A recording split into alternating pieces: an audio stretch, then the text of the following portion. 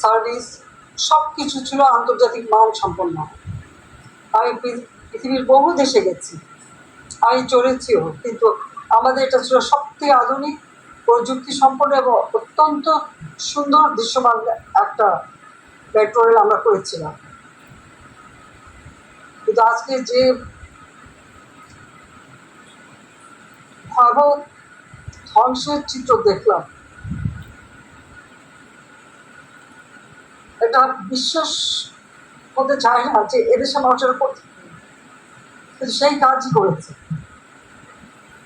আজকে metro rail বন্ধ, কারণ যেভাবে ধ্বংস হয়েছে এটা সম্পূর্ণ ডিজিটাল সিস্টেম, ইলেকট্রনিক সিস্টেম, সম্পূর্ণ মডার্ন। এটা তো কতদিনে ঠিক হবে আমি জানি না, কিন্তু কষ্ট পাবে তো মানুষ, আপনারাই কষ্ট পাবেন, দেশের মানুষই কষ্ট পাবেন, এই ঢাকার শহরের মানুষই কষ্ট পাবে।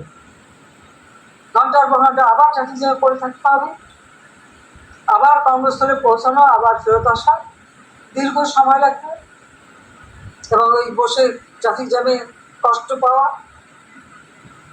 আপনাদের কষ্ট লাঘব করতে চেয়েছিলাম, তা আমি আপনাদেরকেই বলবো যে এই কষ্ট আমি লাঘব করতে চেয়েছি, এই কষ্ট আবার যারা সৃষ্টি করলো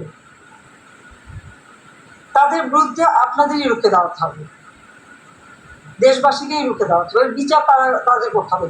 আমি তাদের কাছেই বিচার চাই।